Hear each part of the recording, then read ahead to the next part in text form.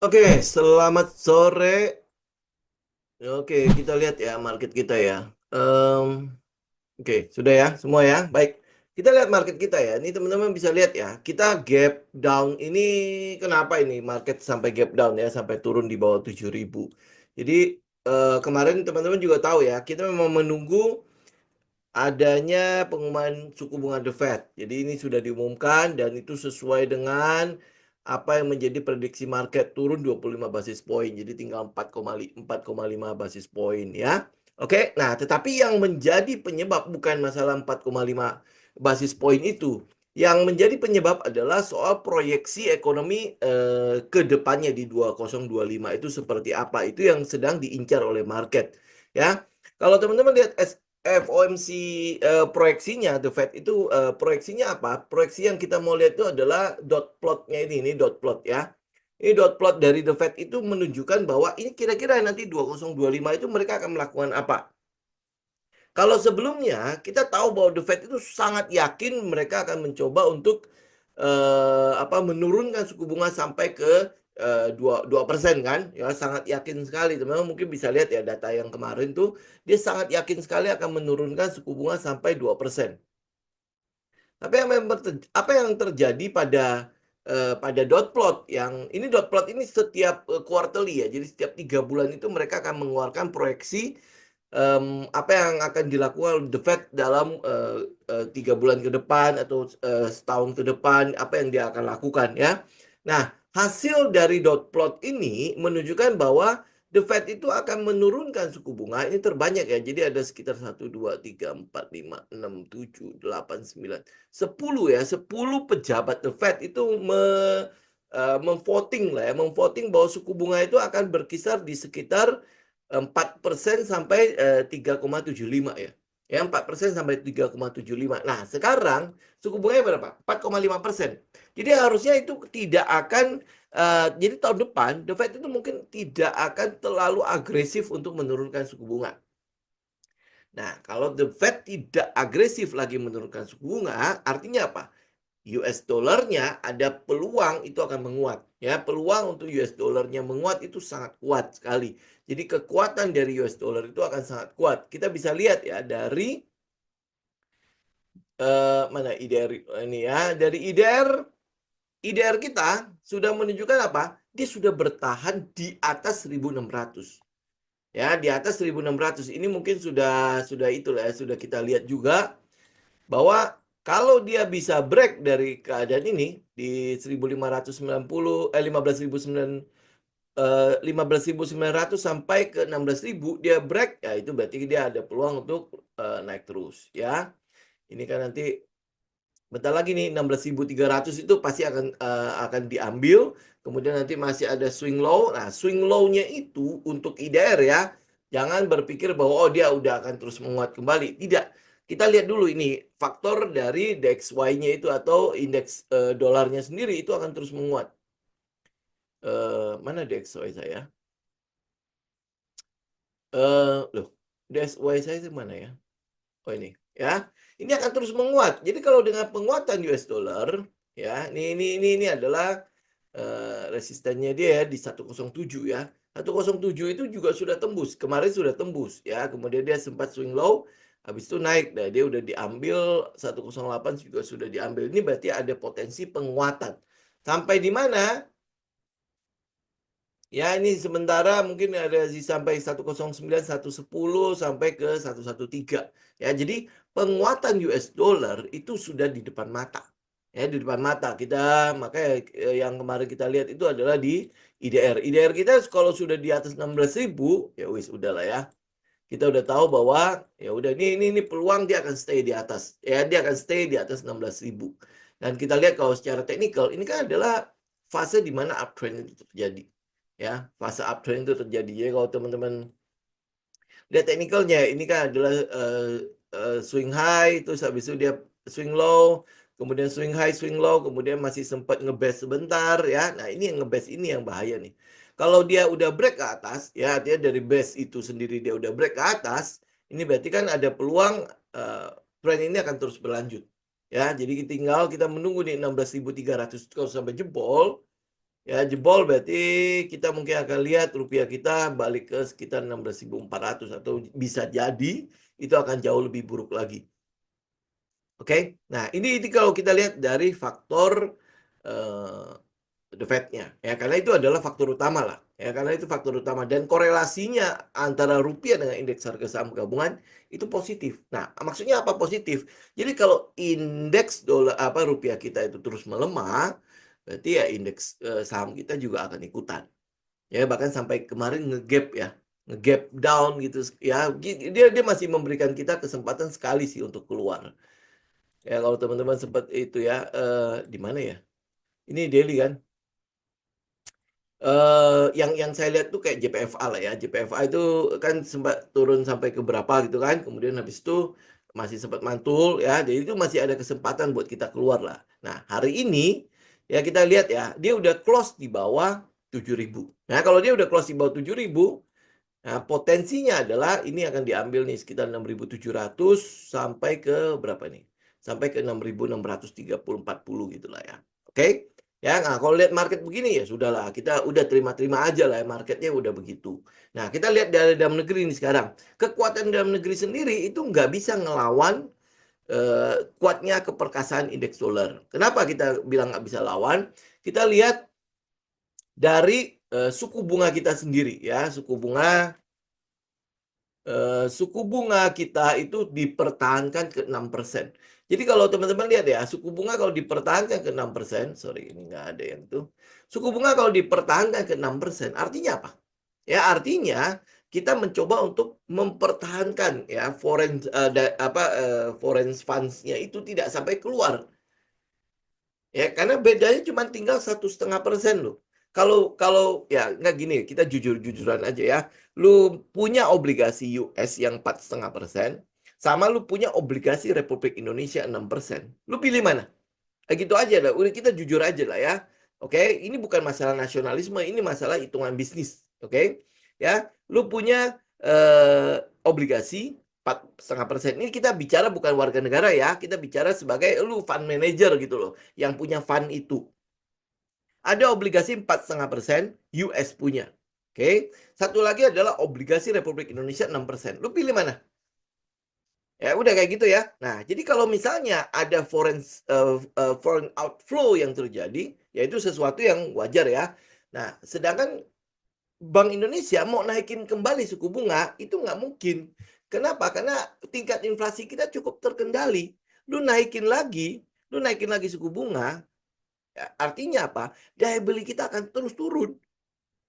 Ya sekarang aja harusnya dia turunin terus suku bunga agar memicu kredit, agar memicu pergerakan ekonomi, agar memicu terjadinya daya beli kembali gitu loh. Jadi kalau ekonomi puter, ya jadi dia mau nggak mau ada spending di situ, ya kan? Dengan mempertahankan 6%, artinya Bank Indonesia memberikan sinyal kepada kita bahwa gue turunin lagi, kita kalah nih, outflow nih. Ya begitu outflow, apa yang terjadi nih? Cadangan devisa kita pasti akan terkuras. Ya, nah sedangkan sekarang kalau Bank Indonesia melakukan intervensi untuk mencegah rupiah kita terus melemah, itu sesuatu yang pasti sia-sia. Ya saya yakin banget lah Bank Indonesia pasti tahu lah ya.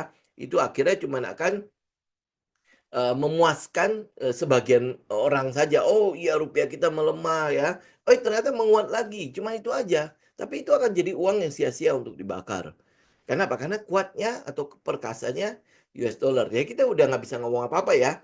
Nah kalau lu lihat keperkasaan US dibandingkan dengan IDR, kemudian habis itu lu lihat korelasinya ke indeks harga saham gabungan, itu udah pasti korelasinya positif. Ya, nah dilihat dari kekuatan ekonomi kita itu juga korelasinya cukup positif. Teman-teman mungkin bisa lihat ya, foreign direct investment, ya foreign direct investment yang masuk ke ASEAN, oke? Ya ini kita bilang di 2024 lah ya, kita yang nggak usah bilang yang sebelum-sebelumnya. Kalau sebelum-sebelumnya di 2023 betul kita adalah yang nomor 2 terbesar yang mendapatkan foreign direct investment setelah Singapura. Ya, itu kan jadi pertanyaan ya. Ini negara nggak punya apa-apa tapi bisa mendapatkan aliran uang yang begitu besarnya Itu kalau tidak salah ya, kalau tidak salah teman-teman dicek ya. Itu kalau nggak salah dari 100% foreign direct ke ASEAN ya, dia dapat sekitar hampir 80% kalau tidak salah. Ya, Brunei itu negatif ya. Brunei kita jelas lah ya. Brunei kan nggak gimana-gimana ya. Nah, ini masalahnya Singapura gitu loh. Singapura sama Brunei bedanya apa sih? Gedenya juga sama kan. Tapi dia bisa mendapatkan foreign direct investment itu yang paling besar. Kedua Indonesia itu 2023. Oke, itu 2023. Nah, 2024 apa yang terjadi?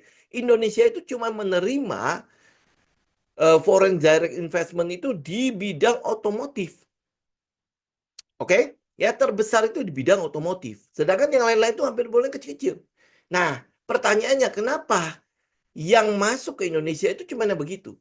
Oh, ini kan bagus dong, ada otomotif yang masuk dan lain sebagainya. Teman-teman, gimana ya? Kita menilai foreign direct investment, terutama di bidang otomotif. Oh iya, iya, satu sisi bagus itu. Ya, kenapa mereka masuk? Karena mereka ingin pasarnya Indonesia. Ya, pasar Indonesia ada 280 juta orang. Ya, di mana semua orang pengen beli mobil. Gitu. Jadi ini pasar yang sangat besar. Karena itulah makanya perusahaan-perusahaan otomotif tertarik untuk investasi di sini. Karena memang pemerintah juga mengharuskan adanya apa namanya konten atau kandungan lokal kan ya, bahasa Inggrisnya apa gitu ya. Kandungan lokal yang harus cukup tinggi ya, karena itulah mau nggak mau mereka harus pindahkan pabriknya, dan itu investasi yang cukup menguntungkan kok. Ya, teman-teman mungkin bisa lihat seperti Apple. Apple kenapa akhirnya berani atau menyetujui 1 miliar US dollar setelah didesak-desak oleh pemerintah. Ya, padahal dia invest di Vietnam itu jauh lebih besar. Itu hampir 5 kalinya. Karena apa? Dia butuh pasarnya. Karena kalau gua nggak jualan di sini, ini pasar gua akan hilang. Ya, jadi kalau dia taruh 1 miliar di sini, ya udahlah cuma menyenangkan lu aja gitu. Padahal investasi 1 miliar itu nggak jelas. Ya, sedangkan di Vietnam mereka mendirikan pabrik. Bahkan sampai Foxconn sekali, Foxconn, TSMC ya, itu sampai ini berarti perusahaan Taiwan ya, mendirikan pabrik juga di Taiwan. Itu untuk mendukung Apple ya dalam hal chip. Kenapa nggak di Indonesia? Yang masuk ke Indonesia pakai Amazon. Ya, Amazon masuk ke Indonesia. Kenapa yang apa yang dia butuhkan? Walaupun Amazon juga buka di Singapura gitu ya. Apa yang dia butuhkan? Yang dia butuhkan adalah pasar kita. Nah, jadi notabene teman-teman bisa lihat lah ya, kenapa daya tarik kita terus berkurang. Ya, ya teman-teman cek sendirilah kenapa soal itu ya. Saya nggak akan ngomong terlalu banyak soal yang negatif ya, tetapi ini adalah faktor kenapa indeks kita cenderung memang tidak bisa terlalu menguat. Ya, dan kemudian pasar mulai agak realistis gitu ya. Kita lihat Dow Jones lah ya. Jadi nggak bahas Indonesia doang ya. Oke, nah teman-teman kalau lihat Dow Jones, apa yang terjadi pada Dow Jones? Ini euforia sejak pemilihan Trump kan? Ya, ini yang saya bilang juga kan, termasuk harga emas segala macam kan, itu euforia. Termasuk Bitcoin segala macam itu adalah fase di mana euforia itu terjadi. Ya, lu bisa lihat ya, walaupun The Fed itu tidak menurunkan suku bunga, tetapi inflasi itu terus naik loh. Ya, makanya teman-teman mungkin lihat di dot plotnya, kenapa proyeksi di 2025 penurunan suku bunga akan menjadi sangat terbatas. Ya, ini kan cuma berarti kan kalau ini di bawah 4%, 3,5-nya di bawah, berarti kan sekitar 4% sampai 3,75. Ya, sekarang kan ada di sekitar 4,5. Jadi penurunannya sudah tidak banyak. Kalau lu bilang ya paling maksimal 3 kali. Kita lihat kalau misalnya di Fed Watch-nya itu, ini kan ada 40 hari lagi untuk pertemuan The Fed berikutnya tanggal 29 Januari. Ini pas Imlek lagi. Ya, nah kalau teman-teman lihat ya, ada 89,3% yang mengatakan bahwa ini proyeksi atau kesepakatan yang ada ya. 89,3% The Fed itu akan mempertahankan suku bunga sekarang. Jadi tidak ada penurunan suku bunga di awal 2025. Ya, jadi akhirnya itu membuat pasar itu mulai melihat pada inflasi.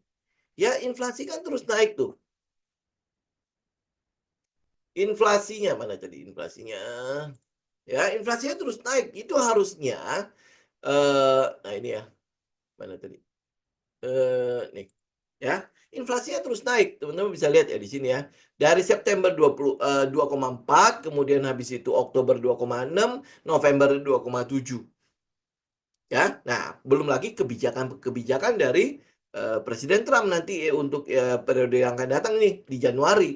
Itu udah pasti akan terus membuat, dia kan mau terus mendorong daya beli. Ya, termasuk di dalamnya adalah mendorong inflasi.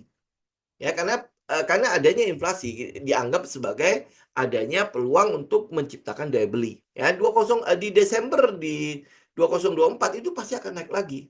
Kenapa? Karena ada periode Natal di situ. Inflasinya pasti akan naik. Nah, pasar mulai lihat, ini kok inflasinya malah tambah naik ya.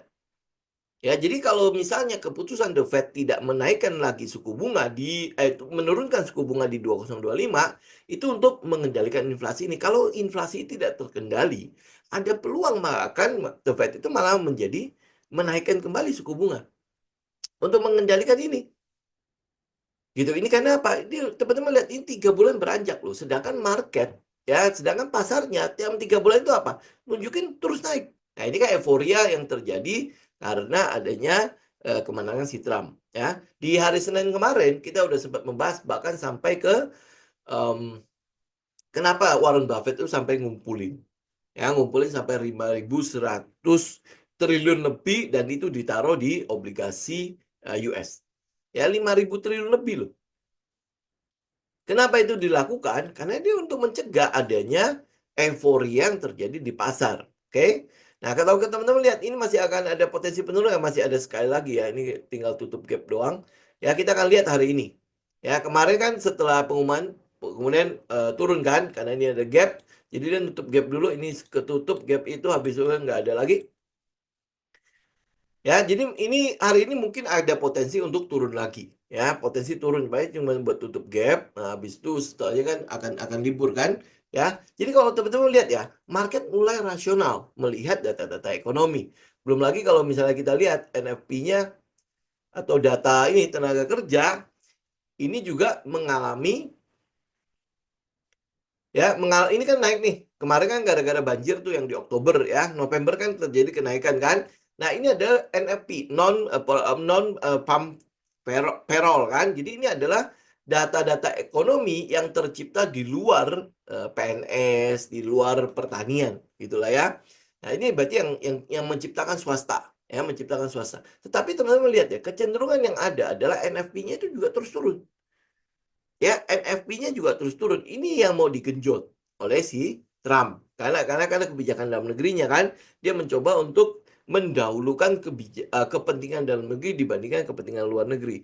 Ya, nah dari sini teman-teman juga bisa lihat ya alokasi perusahaan-perusahaan yang tadinya akan kena perang dagang itu ke US itu udah mulai gede. Ya udah mulai besar ya, kalau teman-teman mungkin cek lah nanti, tinggal cek aja ini untuk menghindari tarif, yang menghindari perang tarif. Jadi kayak misalnya perusahaan-perusahaan Kanada ya, mereka udah mulai mencoba untuk masuk alokasiin pabriknya ke US. Perusahaan-perusahaan Cina juga sama, dia mencoba untuk mengalokasikan ya ada pabrik yang di US sana ya untuk mendapatkan pasarnya. Karena kalau lu ada kandungan lokal ya, kemudian habis itu ini bukan import ya, jadi otomatis tarifnya pasti akan lebih rendah lah ya, biayanya otomatis lebih rendah. Kayak Kanada kan kemungkinan besar akan kena 200% ya kalau nggak salah ya. Kemudian Cina udah pasti kena ya, kemudian ada lagi Meksiko ya, negara-negara mana lagi. Nah, negara-negara itu mencoba untuk bikin dulu di pabrik di sana. Ya mungkin selama 4 tahun ya akan dicoba. Jadi kalau kita lihat NFP ini ada peluang untuk membesar. Kalau dia ada peluang untuk membesar, ya keputusan The Fed untuk tidak menurunkan suku bunga udah menjadi wajar gitu kan. Ini yang dilihat oleh market ya. Kemudian habis itu soal tingkat inflasinya. Jadi kalau tingkat inflasinya akan kembali naik, The Fed juga pasti tidak akan menurunkan suku bunga lagi. Nah, balik kembali ke Indonesia. Melihat itu, otomatis Bank Indonesia tidak akan menurunkan lagi. Bahkan bisa jadi ada peluang Bank Indonesia akan naikin suku bunga untuk menarik kembali nih dana dari luar masuk kembali ke Indonesia. Jadi kalau sampai dinaikin kembali, ya lu tahu lah ya, daya beli kita udah setengah mati. Kemudian habis itu didorong oleh kebijakan itu, kenaikan suku bunga. Ya, nah itu ya pasti akan berdampak pada perusahaan-perusahaan di Indonesia. Ya, nah ini yang sedang kita coba melihat dan kita coba pantau untuk nanti Januari. Ya, nah termasuk teman-teman mungkin ada nanya ya soal kopdar kita kan. Kopdar kita di Desember kita nggak bikin. Ya, kita mungkin akan bikin di Januari sekalian, jadi sekalian untuk untuk nge-review portofolio. Jadi sekaligus 2025 itu kira-kira ada saham-saham apa saja. Ya, nah perkiraannya sekitar tanggal 20-an ya, 10-an sampai 20 Januari. Ya, tempatnya kemungkinan besar sama. Ya, jadi nanti kita akan umumkan ya. Oke, nah kemudian balik lagi jadi kalau misalnya lihat indeks harga saham gabungan seperti apa, mungkin oke 2025 sekali lagi ya, itu bukan berarti tidak ada peluang. Kemudian habis itu kalau lu bandingkan dengan periode pertama ya Trump, memang indeks itu tidak kemana-mana. Ya, indeks itu cenderung tidak kemana-mana. Tetapi waktu 20 ya pokoknya periode pertama si Trump bukan berarti kita nggak dapat gitu ya saham-saham untuk kita tradingkan. Ya saham-saham yang pasti bisa kita tradingkan adalah saham-saham yang punya katalis. Ya punya katalis. Nah karena itulah ini kan periode udah mau libur nih, harusnya udah sepi lagi, udah sepi banget lah market. Ya market udah cenderung udah hampir boleh bilang nggak ada kegiatan lah. Lalu minggu depan sudah Natal ya, kemudian habis itu udah tinggal tutup tahun doang, itu udah boleh bilang tidak ada kegiatan apa-apalah. Itu market udah pasti sepi, nggak mungkin ada kejutan-kejutan apapun di market ya. Tapi yang pasti adalah ini walaupun oke, ini adalah akhir tahun, libur akhir tahun, ini adalah waktu di mana kita mulai melakukan evaluasi terhadap apa yang sudah kita lakukan di 2024 dan mempersiapkan 2025. Katalis-katalis apa nih? Mulailah mengkorek itu, mulailah bikin PR-nya sehingga pada saat 2025 lu udah tahu apa yang harus lu lakukan. Ya, keadaan semua ancamannya seperti apa, peluangnya seperti apa. Ya udah tinggal fokus di peluangnya. Ancaman nongol bagaimana? Ancaman nongol ya lu makanya kemarin hari apa ya? Kita bahas satu ini ya, satu Zoom sendiri untuk risk management ya. Bahkan pagi ini kan saya sempat post di tele ya mengenai risk ya, mengenai kekalahan, mengenai loss kan ya. Dan lu bisa lihat lah dari 1000 kali kita trading ya, 1000 kali kita trading, kalau win rate metodenya lu ada 50%, ternyata ada 500 kali kita kalah lu. Ya kan? Ya, kalau win rate lu sampai 80%, tetap ada 200 kali kita kalah lu. Ya kan? Nah, pertanyaannya adalah pada saat kekalahan itu, bagaimana dengan kerugian yang lu hadapi? Apakah itu menjadi kerugian yang kecil atau itu menjadi kerugian yang akhirnya membuat lu udah gua selesai. Padahal win rate lu 80%. Win rate metodenya lu itu 80%. Jadi artinya peluang lu untuk untung itu banyak, ya kan? Tetapi tetap di dalam peluang untuk untung itu ada namanya kekalahan. Ada namanya kerugian itu 200 kali. Ya, bagaimana lu menghadapi kekalahan itu? Itu yang paling penting kan sebenarnya. Daripada lu silau dengan keuntungan-keuntungan yang ada. Lu lihat mungkin 2025 itu ancaman full banget. Betul, oke. Ya, peluang untuk ruginya mungkin jauh, jauh lebih besar. Win rate lu mungkin akan jauh lebih kecil. Kalau mungkin tahun ini, kalau teman-teman tutup tahun ini ya, saya nggak tahu teman-teman udah tutup apa belum ya. Kalau teman-teman hitung-hitung ya, perkembangan portofolio saya itu ada sekitar 30 sampai 35%. Which is itu udah melebihi target saya. Target saya itu 20% malah. Ya, jadi kalau misalnya udah segitu ya, saya udah cukup ini. Bahkan saya sih berharap gitu ya, dalam 1 minggu terakhir ini kita masih bisa mendapatkan tambahan gitu. Ternyata enggak. Ya, siapa tahu bisa sampai ke 50% gitu. Ternyata enggak ya, sudah itulah market. Kita nggak usah kita nggak perlu harus bisa mendikte market ya. Kita cuma bisa ngikutin doang kan. Itulah market gitu. Nah, balik lagi soal ke risk management tadi. Jadi kalau lu lihat 2025 itu penurunan ancaman, artinya apa? Lu mesti lebih siap lagi dengan pengelolaan risikonya lu. Ya mungkin win rate lu tadinya 80%. Ya sekarang ya kalau ada ancaman seperti itu ya mungkin akan berpindah dari 80% menjadi 60% atau bahkan 50%. Ya artinya apa? Di 2025 gua harus lebih siap untuk mengelola risiko. Ya, jadi kalau lu mau win gitu ya, ya artinya resiko ini perlu lu kelola. Ya, jadi kalau misalnya orang nanya nih, "Oh, lu jadi trader kok rugi-rugi terus?" Kalau kalau lu lihat persentase yang saya bagikan ke teman-teman di tele, bahwa kalau win rate lu adalah 50%, lu punya 500 kali kalah juga. Kalau dalam 1000 kali trading, 500 kali kalah itu bisa membuat lu bangkrut nggak? Ya, harusnya pasti bisa kan? Ya. Nah, artinya apa? Kalau lu bisa ngelola 500 kali kalah itu dengan kekalahan-kekalahan kecil, berarti kalau lu masih punya peluang 500 kali menang, bisa jadi dalam 500 kali menang itu ada berapa kali menang gede. Ya, sehingga lu bisa capai nggak profit konsisten. Profit konsisten itu bukan berarti tidak ada kekalahan. Bukan berarti 100% itu menang loh.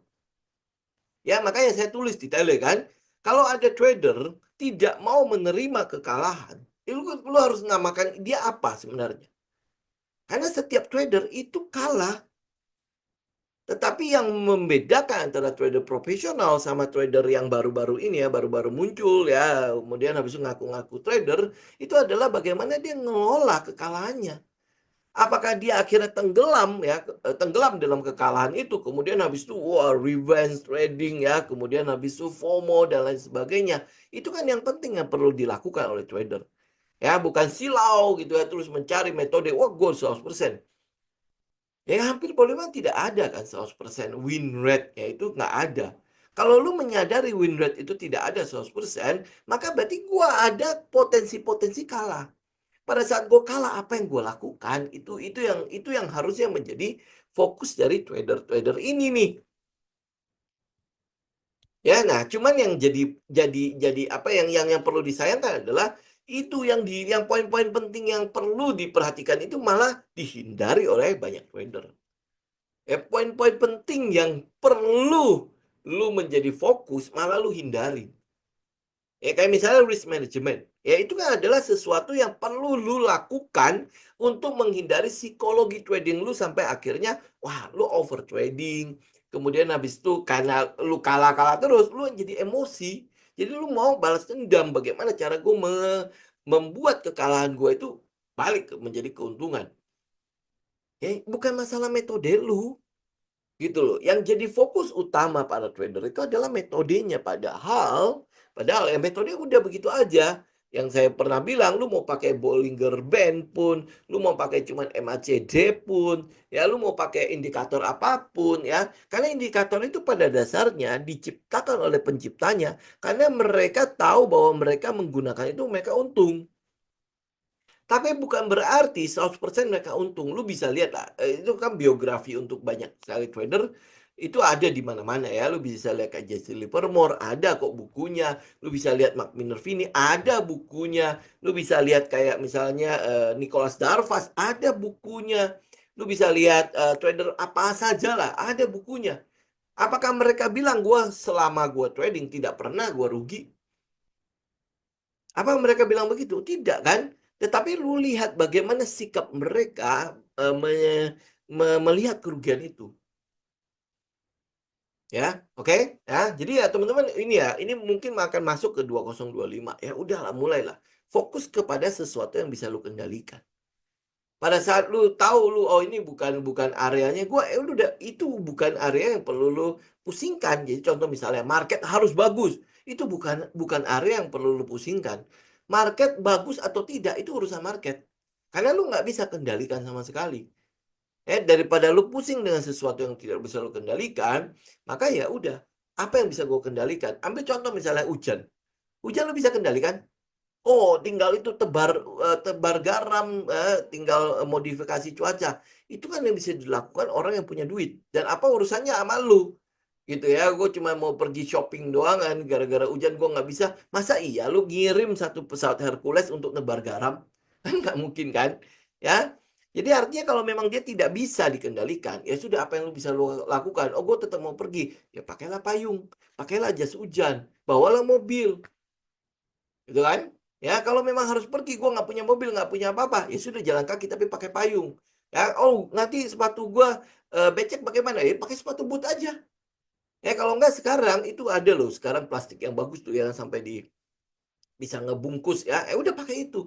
Itu artinya lu mengendalikan apa yang lu bisa kendalikan. Yang nggak bisa lu kendalikan, itu nggak perlu lu pusingkan. Nah, sama halnya dengan market. Market mau bagus, market mau tidak bagus, itu nggak bisa lu kendalikan. Yang lu bisa kendalikan apa? Ya modal lu. Bagaimana cara lu trading.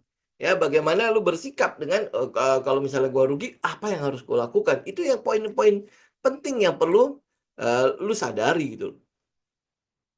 Gitu, ya. Oke. Jadi mungkin kita nggak ngomongin yang lain lah ya. Nanti tinggal lihat di tahun depan aja ya. Nah, ini mungkin akan jadi Zoom terakhir kita di tahun ini. Next habis itu kita libur lah ya. Ya cukup lah ya karena market juga sepi. Apa yang lu mau cari dari situ kan? Jadi kita libur nanti akan ketemu lagi tahun depan. Ya tahun depan itu berarti Januari. Januari itu berarti kita akan mulai lagi ya kurang lebih di daerah sekitar hari Jumat ya. Ya tanggal 3 ya nggak mungkin tanggal 1-an ya kerajinan banget gitu ya. Ya udah begadang semalaman kemudian habis itu ya tanggal 3 kita baru akan mulai lagi untuk market update market reviewnya. Oke. Oke, teman-teman sampai sini ada pertanyaan nggak? Nggak usah tanya soal saham deh karena kita mungkin akan bicarakan itu tahun depan aja. Karena nggak ada apa-apa juga apa yang lu mau kejar juga gitu kan. Bagaimana dengan portofolio kita ya? Kalau lu udah kayak apa udah pegang cash ya udah simpan aja cash. Ya kalau memang lu masih punya, ya tanya saham itu katalisnya masih oke nggak? Gitu untuk sampai ke tahun depan. Kalau memang katalisnya masih oke, udah lu hold aja. Selama marketnya tidak kenapa-napa, gitu ya. Tapi kalau misalnya lu khawatir, ya sudah pegang aja, guys. Gitu. Bagaimana kalau misalnya gua rugi? Ya itu tadi, ya kelola kerugiannya lu. Kalau misalnya gua, kalau lu punya trading plan, lu kan pasti tahu dong.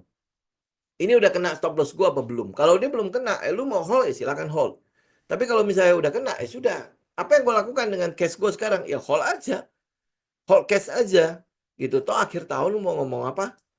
Gitu kan. Kalau sekarang window dressing ada nggak? Ini kelihatannya tahun ini tidak ada. Ya, karena dia ditutup lebih rendah daripada bulan lalu ya. Ya, jadi ini ya betul ya. Nggak tahu sih ya nanti nanti dia tiba-tiba bisa naik sampai ke atas 7.600. Kayaknya sih nggak mungkin ya, cuman untuk yang beberapa hari ini ya, kayaknya sih nggak mungkin ya. Jadi kalau nggak mungkin, berarti tahun ini itu adalah tahun di mana Desember ditutup negatif. Dan ini adalah tahun ketiga selama indeks harga saham gabungan Desember itu ditutup negatif. Ya itulah market. Ya mau ngomong apa lu? Gitu ya. Oke. Setelah perhatikan, apa ini yang nahan indeks grup PP? Grup PP itu apa ya? Oh, oke. Oh ya itu ya. Mungkin saja dipakai ya. Coba kita lihat sebentar. Masa iya sih? Oh iya ya, dia naik sendiri ya. Iya ini. Ini mungkin karena dia mau IPO. Ya, jadi grupnya itu harus dibikin bagus ini. Bener ya, PP mau IPO, Pani juga mau IPO ya. Iya ya. Saya nggak tahu sih, teman-teman kalau misalnya ngecek itu ya udah tinggal lihat aja ya. BBRI udah pasti hancur ya. Oh iya ya. Ini BBRI udah jebol malah. Jadi mungkin kita akan lihat ya lanjut lagi nih. Ya lanjut lagi. Ini oh ya kemarin kan ada yang nanya ini soal isu-isu mengenai BBRI dan lain sebagainya. Udah teman-teman nggak usah pusingin soal isu itu. Karena memang sebelum ada isu ini kita juga udah tidak tertarik dengan BBRI kan. Ya, benar nggak? Ya, nah itu cuman isu untuk mempertajam lagi penurunannya ya. Memang udah turun, lu ngapain di dalam situ? Gitu ya. Jadi udah tinggal perhatikan teknikalnya, tinggal perhatikan katalisnya. Isu-isu yang muncul itu bisa jadi cuman akhirnya rumor, bisa jadi cuman hoax. Karena kita nggak tahu dalamnya seperti apa. Gitu yang kita tahu adalah untuk sektor perbankan memang udah nggak punya katalis. Kemudian kita lihat teknikalnya memang udah jebol. Mau ngomong apa? Gitu ya. Cuan naik banyak ya. Wih, ini malah udah ngebreak nih. Oh iya, ini ngebreak malah. Hebat ya dia ya. Cuan ini, cuan ini bergerak di bidang apa ya? Kok saya lupa ya?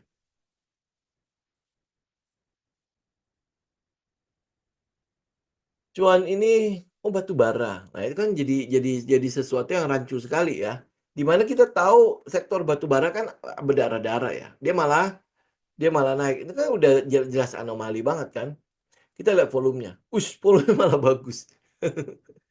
Ya, nah itu kan jadi pertanyaan kan. Itu tanya banget apa yang mendorong si cuan itu untuk terus naik. Ya hampir boleh bilang tidak ada katalisnya kan. Jadi ini ya kalau kayak begini ya udah nggak usah dipusingkan. Ya apalagi kan di sini gapnya kan mungkin akan ditutup sampai ke 12.000 lagi nih. Ya gap tutup habis itu baru jebol bisa jadi. Ya karena kita nggak lihat katalis di batu bara kok. Memang iya ada proses mengenai hilirisasi batu bara. Kemudian udah dibikin satgasnya. Tapi kan nggak mesti dia jalan sendiri kan. Ya sektoralnya indeks itu harus saling mendukung kan. Nah ini kan nggak memenuhi syarat untuk indeks saling mendukung kan. Apakah ini bagus? Coba kita lihat. Nah, jebol kan. Apakah Adaro bagus? Ya, Adaro mungkin bagus ya. Kenapa? Karena ini gapnya turunnya jauh banget kan. Ya. Nah, ini mungkin ya masih ada pergerakan naik. Oke lah itu tapi tidak melihat trennya. Kan trennya udah jelas patah kan. Turun sampai di bawahnya 2.300. Itu udah jelas nggak mungkin bagus lah ya. Apalagi bumi misalnya. Tuh, ya, jebol. Itu kan sesuatu yang berlawanan sekali kalau cuan naik kan. Itu kan pasti anomali kan. Mungkin ada orang yang, oh kalau gue udah masuk situ ya gue seneng-seneng aja. Iyalah. Ya, tetapi kalau lu lihat metodenya kita, ya itu udah nggak pas. Ya kalau udah nggak pas, ya, berarti kan sesuatu yang harusnya tidak bisa lu. Gini, teman-teman lihat ya. Kita analisa cuan deh. Lu masuk cuan kenapa? Oh, cuan ini, bentar. Kita pakai semua teori ya. Cuan ini satu, ya, dia naik, mana? Dia naik, oke. Kemudian habis itu swing low. Ini kan swing low ya. Jadi ini adalah low, ini high low. Oke, ya swing low. Oh, ini di sini lu nggak hitung. Ya hitung. Tapi kalau misalnya lu lihat pergerakannya ya memang cuma dia swing low doang kan. Ya ini low, ini high low. Kemudian dia naik. Nah, naik ini ya kan bikin double top ya. Ya, nah swing high-nya kan di sini. Berarti dia naik, nggak bisa ke high. Nggak bisa ke high kan? Ya, kemudian habis itu turun. Nah, ini kan jadi sesuatu yang aneh. Karena dia nggak bisa ngejebolin high ini. Masa iya ini kita bilang high low? High low, lower high lagi. High low kan nggak pas dong. Ya kan nggak pas kan? Ya, oke, itu udah nggak pas. Kalau lu lihat ya, ini cuma swing doang ya. Kalau lihat swingnya, ini udah jelas downtrend dong. Oke, nah kemudian habis itu dia change of character. Jadi uptrend. Jadi uptrend nih. Oke, uptrend dong, ya. Terus habis itu bikin double top. Nah, kalau dia bikin double top, harusnya dia turun dong. Ini change of character. Nah, lah kok naik lagi? Ya, udah nggak pas. Oke, ini udah nggak pas. Lu lihat dari sisi manapun, kita udah tahu dia nggak pas lah, ya. Kemudian habis itu kita lihat RSI misalnya. RSI mengatakan apa? RSI mengatakan ini sudah oversold banget. Ya, ini ya. Ini oversold. Ya, oke lah, ini kan karena dia masih baru ya, jadi euforianya luar binasa ya. Nah, kemudian habis itu lu lihat di sini. Ini apa ini? Ini kan berarti oversold sekali ya, tapi ngebreak. Ya ngebreak, ini kan double topnya tadi, berarti kan resisten ya. Ngebreak, benar-benar itu close di atasnya. Ya, nah kalau dari RSI kita tahu bahwa ini adalah euforia. Ini bukan sesuatu yang bisa lu ikutin. Ya, ini bukan sesuatu yang bisa lu ikutin. Oh, lu pakai teknik apa lagi? Oh, di sini kan ada nih. Gue ikut ya. Ini ada trend line namanya. Oh, break trend line. Break trend line, kemudian dia hold. Ini gue ikut misalnya. Ya, tapi kalau lu banding, ini kan udah oversold. Lu break trend line dalam keadaan oversold, ini kan peluangnya gimana? Ya, peluangnya masih kecil banget, tapi dia naik. Oke, nah di teori lu menggunakan RSI nggak bisa. Lu nggak bisa masuk, nggak bakalan lu berani masuk. Break trend line tapi oversold. Overbought. Ya, itu udah jenuh beli. Gimana caranya lu bisa masuk di situ? Nah, teori ini patah lagi kan? Ya, lalu teori yang lain ya terserah lah, teman-teman pakai pakai metode apapun. Yang pasti lu nggak mungkin bisa ikut cuan. Kalau dengan metode-metode yang realistis ya. Ya, kita ngomong begitulah ya. Tapi kalau lu metode orang dalam, gue nggak tahu lah kalau udah urusan itu lah ya. Tapi kalau lu pakai metode yang realistis, lu nggak bisa ikut. Ya, oke. Ini kan kita pakai price action. Ini kan adalah apa itu namanya? Descending triangle. Dia break, berarti ini ada peluang untuk naik. Ya sudah, descending triangle. Gua ukur nih, ini udah capai target, udah selesai. Ya, tapi lu namanya designing triangle kan lu butuh konfirmasi ya, nggak bisa lu pakai begitu doang kan. Makanya lu pakai, gue pakai RSI. Ada orang yang pakai stokastik, ada yang orang pakai MACD. Coba kita lihat pakai stokastik, udah pasti hasilnya sama lah. Ya, misalnya gue pakai indikator stokastik. Tunggu sebentar, indikator di mana? Saking jarangnya pakai. Stokastik, ya. Nih gue pakai stokastik misalnya. Apa yang gue lihat di sini, dia break trend line. Break trend line dari mana? Nah, itu sama oversold kan? Ya, dia break trend line di sini. Ya, ini apa stokastiknya di sini. Sama gitu ya. Cuman ini mungkin masih ada peluang untuk naik lagi nih karena stokastiknya ada di daerah bawah sini nih, ya.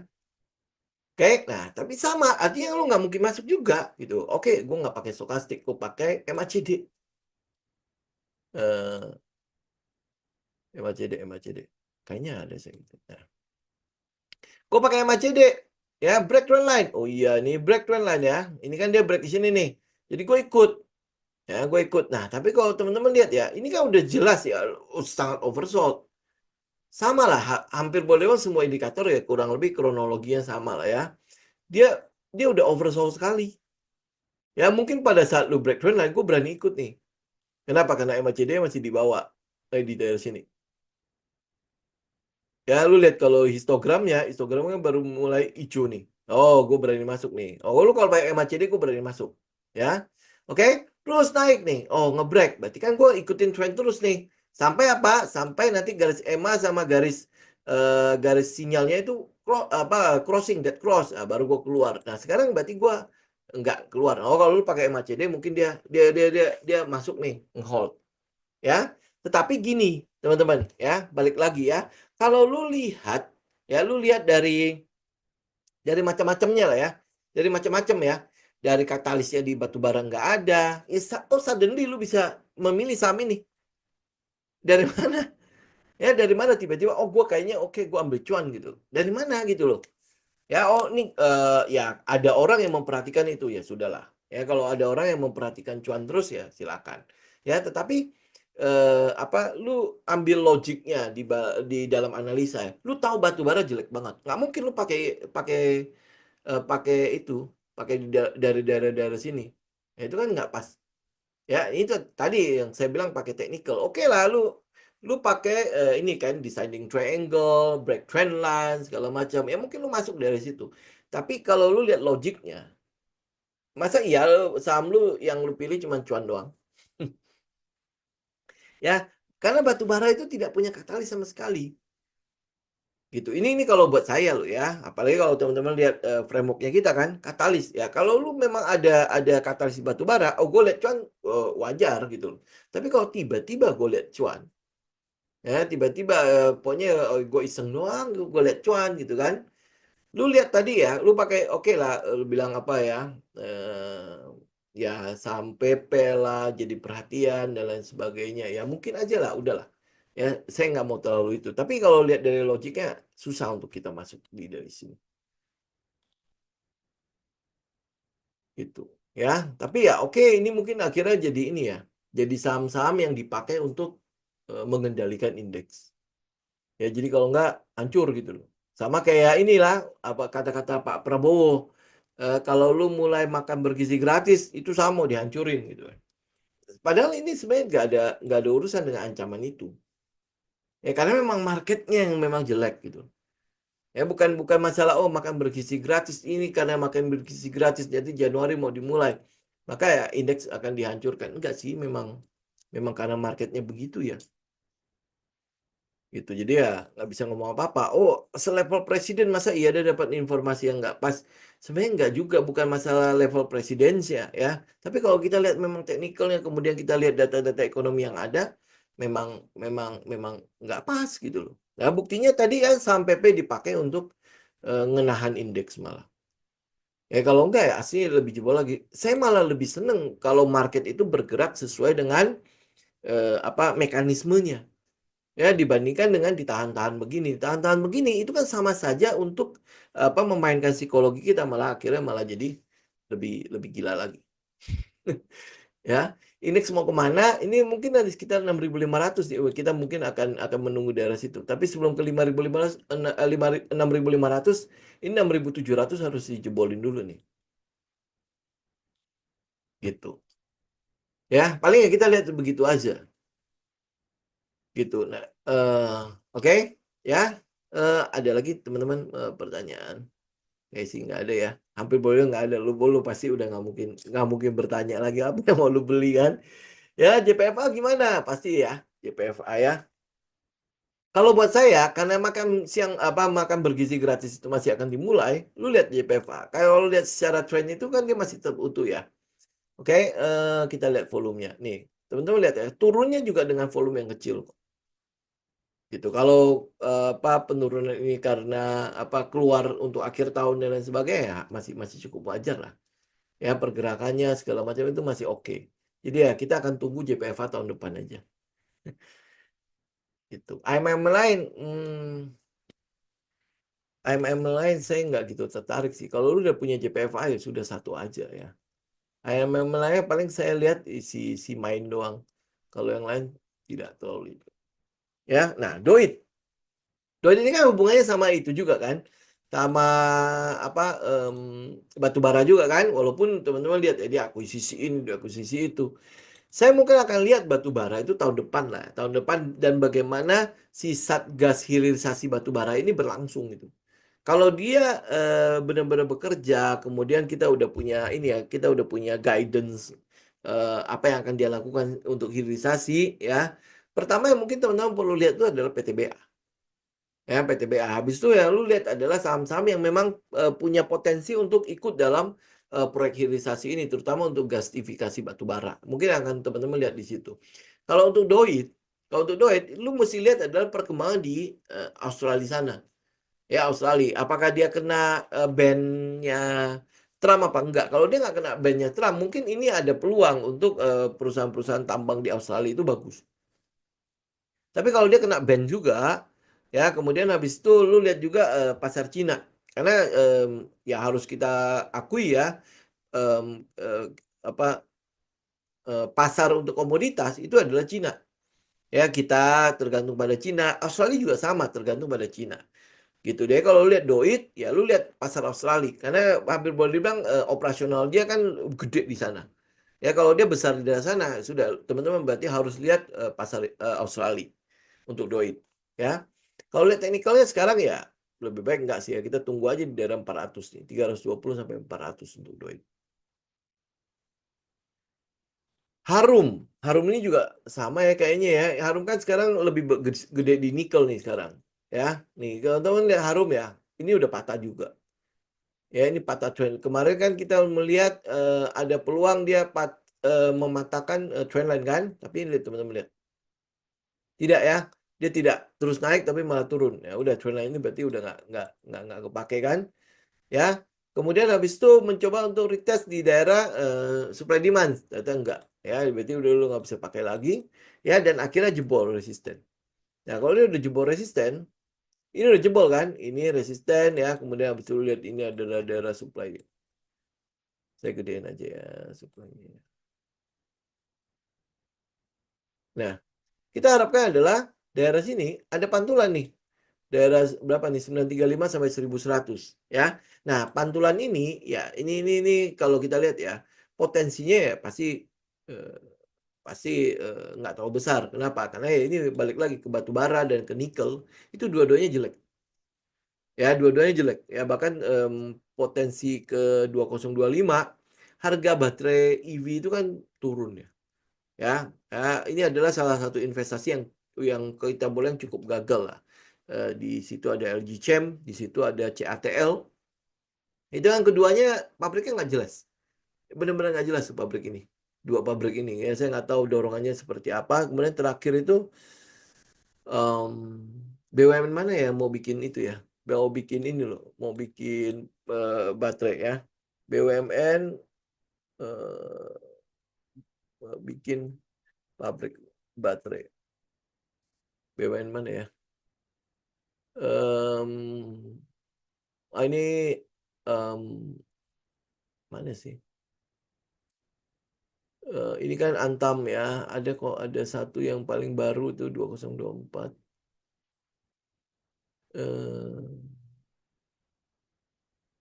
Ada lah, tapi kok ini nggak ada ya. Oh, ini minds.id ya, itu berarti kan punya Antam ya. Ada kok kemarin tuh saya sempat lihat, nggak tahu teman-teman sempat lihat nggak ya, ada kok satu BUMN yang mau bikin baterai. Ya selain itu, selain Antam, selain CATL, selain apa itu ya, pokoknya ada satu ya. Cuman yang kalau kita lihat potensi untuk baterai mobil listrik, teman-teman lihat ya, ada potensi untuk dia turun harganya. Bentar ya, baterai EV turun harga. Ya, baterai nikel mulai turun harga nih. Ini masih 4 hari yang lalu nih. Ya, baterainya itu ada potensi untuk turun harga. Nah, harga baterai EV anjlok 20%. Ya, jadi ini adalah sebuah katalis yang ya sebenarnya katalis cukup positif untuk mobil-mobil EV. Ya, tetapi katalis yang cukup negatif untuk nikel itu sendiri. Gitu ya. Oke, nah jadi balik lagi ke Harum ya, kalau lihat nikel kan sekarang nikel itu hampir boleh bilang berapa ya? Udah di atas 50% kan pendapatannya Harum itu dari nikel kan. Jadi artinya ya lu siap-siap ada pendapatan yang turun di Harum. Oke? Ya. Habis itu next Arna. Ini Arna itu saya ngomong dulu ya di awal ya. Kalau likuiditasnya itu tidak terlalu gede-gede banget ya. Oke, nah kita lihat Arna. Arna efeknya kemana? Efeknya itu adalah ke proyek 3 juta rumah. Ya, proyek 3 juta rumah. Nah, kemudian baru-baru ini teman-teman mungkin sudah mulai mendengar isu-isu mengenai proyek-proyek infrastruktur mulai diberhentikan. Ya, jadi akan dialihkan ke proyek apa? Proyek yang berhubungan dengan kebijakan pemerintah Prabowo saat ini, yaitu rumah. Ya, kalau lihat infrastruktur ya pasti ada dari sini. Jadi Arna itu adalah salah satu yang mungkin akan mendorong Arna untuk kembali naik, itu adalah proyek itu, proyek 3 juta rumah, yaitu terutama untuk penggunaan apa itu namanya, keramik. Ya, jadi ya teman-teman tinggal ikutin. Kita belum tahu bagaimana si proyek 3 juta rumah ini nih. Ya, bagaimana dia beraksinya segala macam itu mau nggak mau harus tunggu Januari 2025. Tapi hitungan kita kemarin tuh keramik itu berapa persen ya? Saya lupa. Ya, hitungannya itu cukup gede. Ya, cukup gede. Dan salah satu yang memang kita pilih itu Arna, satu lagi ada kayak Cak gitu ya, satu lagi kayak Mulia. Mulia itu nggak banyak sih untuk keramik ya. Satunya lagi adalah CK ya. Cuman ini balik lagi mesti menunggu likuiditasnya. Ya, sama kayak Arna. Arna juga likuiditasnya nggak gede-gede banget. Ya, jadi kita tunggu aja ya untuk di 2025. Nah, TAPG bagaimana? Ini TAPG kan kemarin turun banyak ya. Tuh. Ya, nah akhirnya udah sampai nih ke daerah yang kita mau nih. Ya, waktu di sini ya saya pikir ini sudah siap mantul nih, di mana di situ apa katalisnya kan sudah mulai keluar ya, terutama untuk B40, B45 sampai B50. Ini saya berharap adalah ini dia udah cukup turun kemudian habis itu naik. Tapi ini enggak ya. Market berkata sebaliknya. Jadi kalau lu ambil daerah sini, harusnya lu akan kena SL daerah situ. Oke, ya jadi ya saya nggak tahu teman-teman keluar apa enggak lah ya, tapi ya harusnya punya trading plan masing-masing lah ya. Nah, sampai akhirnya ini adalah area kedua yang mau kita lihat. Ya, area kedua yang mau kita lihat di daerah 670 sampai ke 715. Ya, area itu yang mau kita lihat sekarang. Apakah nanti akan ada pantulan atau tidak? Soal pestanya sudah selesai apa belum? Oh iya, ini volume lumayan gede ya. Kemudian habis itu dia udah jebol EMA 200. Ya, mungkin saja udah selesai untuk sekarang. Ya, mungkin saja sudah selesai untuk sekarang. Bisa jadi dia akan balik lagi ke daerah kita 500. Ya, tetapi ini tinggal kita pantau aja ke depannya. Ya, nah kita lihat ya. Secara minornya gimana? Ini adalah low. Kemudian dia sempat swing ke atas, ya nggak bisa sampai ke atas kembali. Kemudian swing low. Nah, jadi ini adalah high low. Ya, walaupun kita masih belum tahu high low-nya seperti apa ya. Tapi yang kita sudah dapat adalah ini kan high. Ini adalah ini ada high low. Ini sorry, ini lower low harusnya. Tapi kita belum tahu lower low-nya di mana. Tapi yang kita sudah dapat adalah high low. Ya, yang kita sudah dapat adalah high low. Kita belum tahu lower low-nya itu akan sampai kemana. Ya, jadi kalau sampai dia di sini ada pantulan, kemudian dia berhasil ngambil high low itu sekitar 880, ya ini mungkin ada potensi untuk dia kembali naik. Tapi kalau dia tidak bisa ngambil 880 atau tidak bisa closing di atas 880, nah kita mungkin akan lihat dia ya paling akan ada pantulan, kemudian habis itu turun kembali. Gitu, itu untuk TAPG. Ya, jadi ya tinggal kita perhatikan aja. Katalisnya memang masih cukup positif. Secara minor, ya mungkin dia akan downtrend. Ya, kita tinggal menunggu change of character lagi untuk kita bisa ikut lagi ke atas. Oke, itu ya.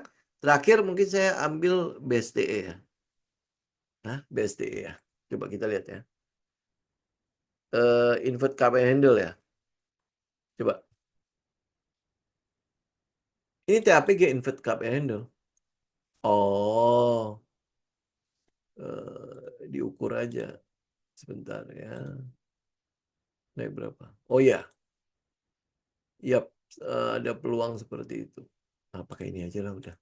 Ini kan maksudnya kan invert cup and handle kan? Ya, ada peluang seperti itu karena pantulannya itu di atas 15% juga. Jadi kalau dia membentuk invert cup and handle, bentar. Ya, kita lihat ya. Kita cuma memproyeksikan dia kira-kira akan sampai kemana. Oh, lumayan dalam juga ya. Oh, dia ngambilin. Oh, oke. Ya, mungkin akan sampai ke sini lagi. Oh iya, pas ya. Ya, mungkin akan sampai ke situ lagi. Ini sekarang saya buang dulu ya. Buang ini biar teman bisa lihat. Oke, nah ini kalau dia jebol, ini buang dulu ini. Nah, jadi ada potensi dia ke sini. Ke sekitar 520. Kalau lu bilang itu invert cup and handle. Oke, itu kan biasanya udah price in, Bu. Kalau soal laporan keuangan itu kan udah price in dari pergerakan ini kan sudah price in untuk laporan keuangan. Nah, ini sekarang tinggal dia koreksi akan sejauh apa. Lihat volumenya dulu. Nah, volumenya kan membesar nih pada saat dia jebol. Ini loh, jebol EMA 200, volumenya kan membesar kan. Jadi kalau dilihat dari ini price actions ya, ini ada peluang dia lanjut. Ya, nah itu kalau laporan keuangan bagus dan lain sebagainya, itu memang sudah di price in. Ya kalau udah di price in ya sudah, lu mau ngomong apa? Ya kita tinggal menunggu daerah sini, daerah 500-an, 600 sampai 500 ya. Kalau misalnya itu kalau lihat dari target invert cup and handle-nya, ini itu berapa hari sih? Bentar. 70 bar ya. 70 bar itu hampir 3 bulan ya, saus harian ya. Ya, oke ya, 3 sampai 6 bulan kan biasanya untuk KPN Handle kan. Ya, jadi ya paling kita akan tunggu dari situ lah. Oke, terus habis itu BSD. Ini terakhir ya. Apa yang mau kita lihat di sini? BSDE. Oke, ini hampir bulan. Oh, ini udah break ya.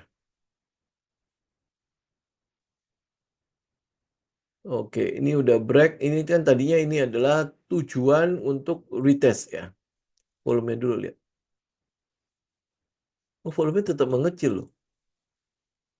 Ya, ini adalah sebentar. Ini supportnya. Ya, kita lihat di sini ya. Daerah 875. 875 jebol apa enggak? Kalau dia jebol berarti akan lanjut. Kalau lihat dari ini intensitas ini ya momentumnya, ini sih kelihatannya akan jebol nih 875. Ya, lo lihat ya. Ini kan kita ukur momentum ya. Ini 50, ini 20. Ini lebar ya. Ini juga udah mulai melebar ya 200 ke 50. Ya. Kita lihat ya momentumnya ya. Momentum kalau sampai disupport oleh volume, ini volumenya juga turun ini udah mulai naik. Ya, jadi 875 itu mungkin saja akan jebol. Ya, kalau dia jebol, di situ ada gap ya.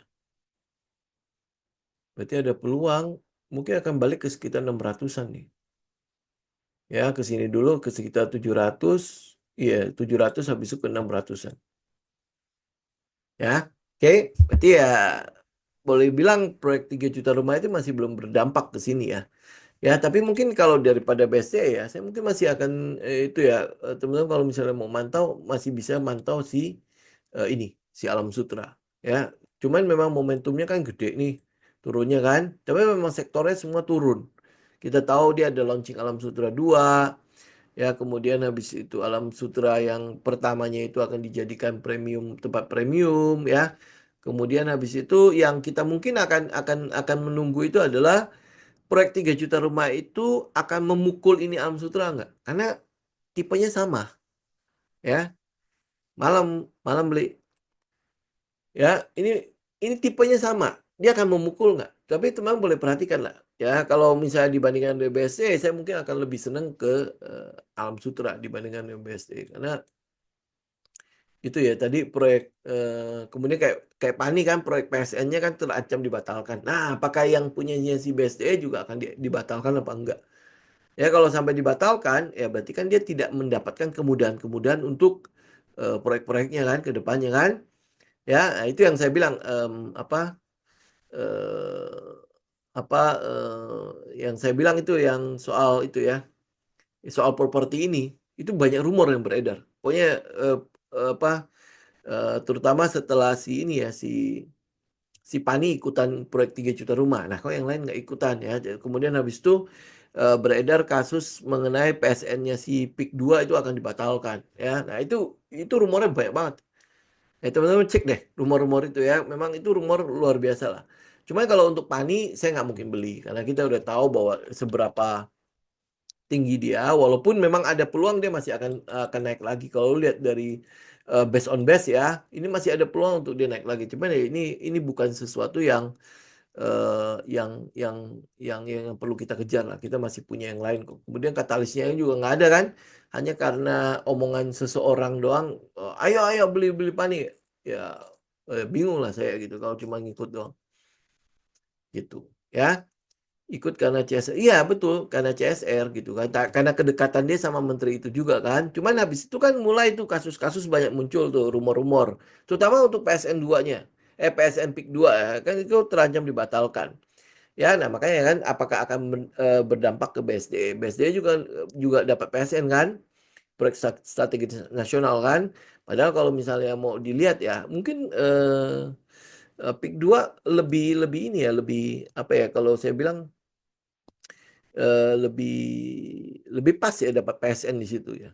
Ya karena lu lihat ya dia mendorong mendorong banyak banget aktivitas di daerah sana ya. Kan gratis masuknya. Ya bukan bukan bayar kan, kecuali kalau dia bayar itu jadi PSN sesuatu yang tidak pas ya.